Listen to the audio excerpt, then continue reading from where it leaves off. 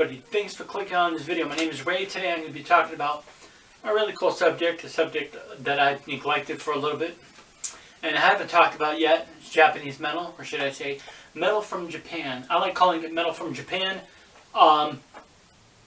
Music is a universal thing, so I mean there's not really, you can't really make something Japanese just unless it's the language, of course, but once again, guitar and music is a universal language. So I mean, just like with if a Japanese man makes a pizza, is it a Japanese pizza?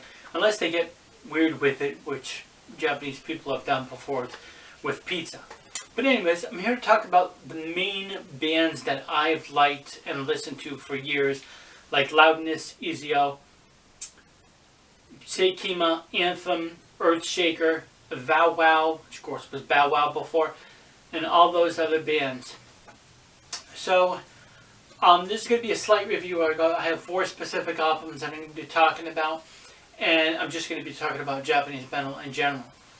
Now, the Japanese have come out with some really cool stuff. Once again, to any of the newbies out there, people shouldn't compare. I don't know why people always want to compare Japanese stuff to American stuff, but I mean, if you're taking the best Japanese bands and comparing them to the American bands that I don't like, then yeah, the Japanese stuff, you know, is better. I like bands from, I guess, everywhere. I guess it really doesn't specifically matter. Some, of course, main countries that have bands, you know, like Germany, Japan, England, and America. Primarily, of course, you're going to get some like Brazilian bands or a French band here and there. It's stuff. So what I'm going to be doing is a little bit of quick review for the 4 albums I have, and then, of course, talking about Japanese metal in between. And I'm not going to be too long about it on these like reviews, because all these albums just kick ass anyways. The first one, Loudness, Hurricane Eyes. I bought this in 1987, and I was just like, man, I was blown away by it. Not this actual record, I bought this on cassette tape, of course. But I saw the video for This Lonely Heart, and I was just like, wow, this is awesome and amazing. And you could tell that they were Japanese. They had the Japanese Imperial flag, or Navy flag in ways, up, and they were playing in the desert, and I just loved that dragging sound, that, you know, whammy bar sound that Akira Takasaki did, and it just had this like groove to it, and it was just such an awesome, amazing song. After I saw that video, within the next couple of months, I was freaked out again. I saw the video for Ezio's Flashback Heart Attack. Here it is. And the video for this was just strange. They had makeup on. So the whole visual K thing that people talk about and stuff like that, it was actually done by Loudness, or more correctly I should say Flatbacker. They were known as Flatbacker before, from Hokkaido, from Sapporo. And Sapporo is a city in the northern island, Hokkaido. So anyways, this is what they look like. And I'm sure probably many of you have probably already seen or know what Ezio looks like. But if you don't, there it is. And then they have this other inside sleeve thing, which I'll have to show you later. I feel like standing up and show you. Here it is. I'm going to give you a quick glance, and then I'll just do a screenshot of it. See, like here? It's this little fold-out thing. And it's really wicked. There it is right there. I'm going to put a 2-second picture of it up so you can see it. There you go. And then there's that logo thing, which I think is just a like mask thing or mask of paint. Ezio. So for those of you who don't know, Ezio is actually just pronounced Ezo. And Ezo was the ancient name of the most northern island, Hokkaido. Okay? Quick little history lesson for you there.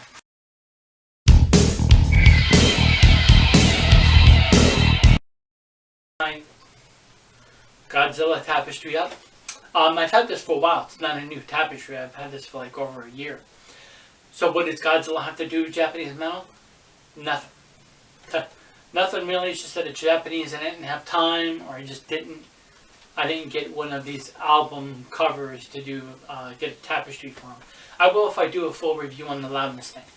Alright, so the next few bands that I discovered were Anthem, Earthshaker, and Saber Tiger. And I like all of those bands. Do I like them as good as Ease of Loudness? Definitely not, but they're still really good bands. Bow Wow is an awesome. So when I saw the video for Flashback Heart Attack, I was just like, holy shit, this is weird. I saw the checkered floor. I heard, Masaki singing Flashback Heart Attack, and his English was pretty good. And I just didn't get a good look at the guys or something. I bought it like the first or second time I saw the video. For just some weird reason, I just couldn't tell that they were Japanese whatsoever. I didn't even notice it. Until when I bought the record home and I was looking at their names and going like, hey, holy cow, these guys are Japanese. I wonder if they know Loudness. Produced by Gene Simmons, it was an awesome album.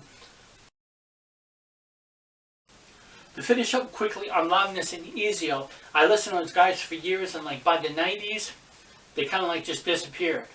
Well, they weren't in magazines. Magazines weren't talking about them.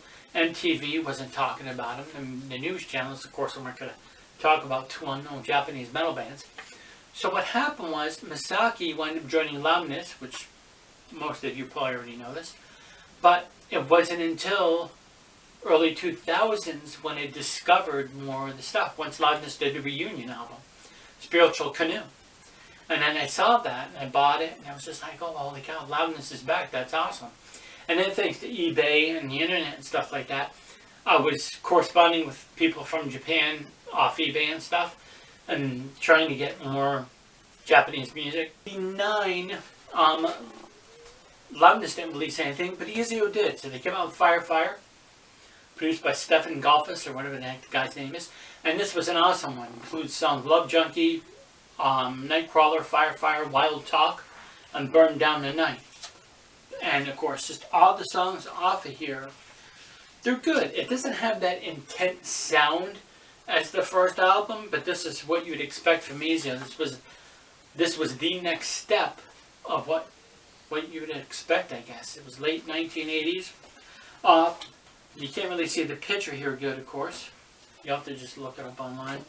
But what they did was they just donned some street clothes and some ripped jeans and wore some jewelry, and they were wearing like black, and then that was it. No makeup or anything. So typical 1989 style of like metal and stuff like that.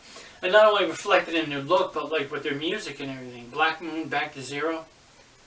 And of course the video that they released off of this album, Million Miles Away.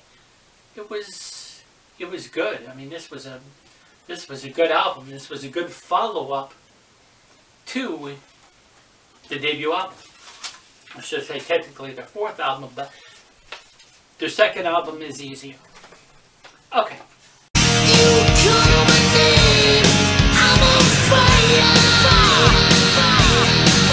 In the 90s, or like early 90s, that the singer for Ezio joined Loudness, and I didn't hear anything. So once again, back to early 2000s, once I was getting into the older Loudness stuff, I liked it. It was interesting to hear the 90s Loudness stuff, I should say. Newer stuff, but then that was older at the time and then new to me. I was like, yeah, you know what? I kind of don't mind this, but it just didn't have the power of that Ezio did. And then Loudness was a whole different thing without Minoru Nahara. So that's why I think the whole reunion thing with Minoru Nahara was highly anticipated by many fans, especially me. But once again, it didn't have the magic. They didn't capture that magic that they did off their first 6 or 7 albums. They were incredible. On to him and said, hey, you like Japan, you like girl bands and stuff, or girl singers. He said, check out Yellow Machine Gun. So I checked out Yellow Machine Gun, and it wasn't anything great. I'm like, it didn't compare to Loudness. So that's what actually brought me back to Japanese metal, because I was like, yeah, I was comparing them to Loudness, and then I was like, oh yeah, I gotta check out other stuff. Alright, let's flash forward to the last several years. There's been the other kinds of newer metal, Viking metal and folk metal and all this other stuff that I don't like. Metalcore, deathcore, grindcore. Never mind with this core shit. Seriously, I mean, that shit just got freaking irritating. Everybody kept on trying to put labels on their newer music, and then every singer sounding the same. I've said it before, and they suck. The musicianship is great amongst a lot of these other newer bands that I don't like. The musicianship is good. It's just like the dang singers. It's just like it's the same damn thing. And yes, I listened to J-pop for a while. I listened to some J-pop, studied Japanese language. But once Japan, I'm not even saying. All right, Japan got corny with this because I know some people are calling it a new genre of metal, baby metal. Like, what? I mean, friggin' Japan? Are you serious? Come on. What the friggin' hell? Seriously, don't say idol metal, cute metal, or baby metal. Or what's the other one? I have it written down. I have to look. Kawaii core. I mean, kawaii core and baby core. That's just corny. That's just really corny. Now, baby metal. Yes, I've heard a couple of the songs. It sounds okay musically. It's other guys playing the instruments, of course, but it's just these J-pop girls, just like with the J-pop girl groups, such as like all the newer ones, and of course Morning Musume and bands, and Band-Aid, and then of course 427K or 47K, what the heck ever it is. There's just too many of them, and they really just all sound the same. Now, with baby metal, this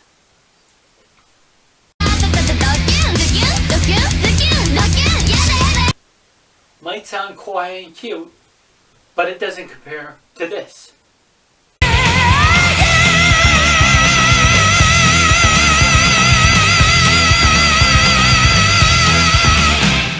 Mari Hamada. So Mari Hamada and a lot of those other like Japanese singers and bands from the 80s, had that style too. What's the word? Kind of good. Another cool band, a Japanese band that I don't like as good as Anthem, but it's Earthshaker. I really never heard Earthshaker's music because Earthshaker didn't have a music video. But once I heard the name, and I knew that Earthshaker was from Japan, but once I saw this album cover, check that out. That is just so awesome. It has this flying V. I love the angle of the picture. It has this IV connected to the guitar. This like lady's hand on it, nurse's hand on it, and it's, an IV connected to a guitar might sound a little bit corny, but I just love the color and just that picture and everything. I just think it's an awesome picture, and this is pretty good. This is a pretty good album. So, anyways, I bought this at a record show in like probably '96 or 1997. I bought it at a record show. I don't have it back anymore, but. Anyways, that's an awesome album cover. It's a good band. They have a song called Tokyo. I like it. It's just they're not as good as Anthem. I think Anthem technically is a better band than Earthshaker. And just like with Saber Tiger. Saber Tiger is also one of those other bands that are like really good. So Bow Wow is one of those bands, and of course they were called Bow Wow in the 70s. Up until like 82, 83. They changed their name to Bow Wow. And then, of course, they went back to Bow Wow. It's kind of weird how they just changed their name several times. But Bow Wow, which I'll refer to them to, has been around since the 70s, and they're like the Deep Purple of Japan, I guess. Because they have a lot of keyboards in their music. If you like keyboard music, then you'll like Bow Wow. Okay, so once they changed their name to Bow Wow, it was during the 80s, and they were more of like a heavy band, and they were... just like with a lot of those bands, they were kind of like hard rock in the 70s, but once the 80s hit, they're like, hey, let's get heavier. And their 80s stuff is awesome. It's just totally amazing. Their 70s stuff is pretty good. I've gotten several of their albums from the 70s. I've listened to several of the albums. And some of the new stuff is pretty good too. But the 80s stuff just definitely is their best. Kyoji Yamato, the guitarist, and Toshihiro, the drummer, have been with the band throughout. And Toshihiro has been on all the albums with the exception of one from like 96, I think. During the 90s, he didn't drum on one of the albums. But he's been on every single album since.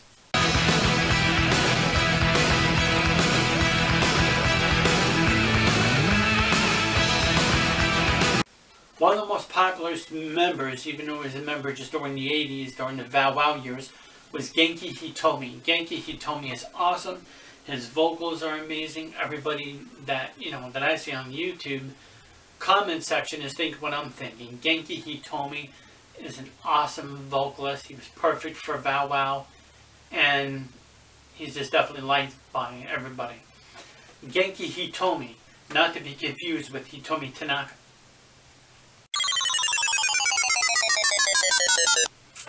Yeah, I don't think too many people are going to get those two mixed up.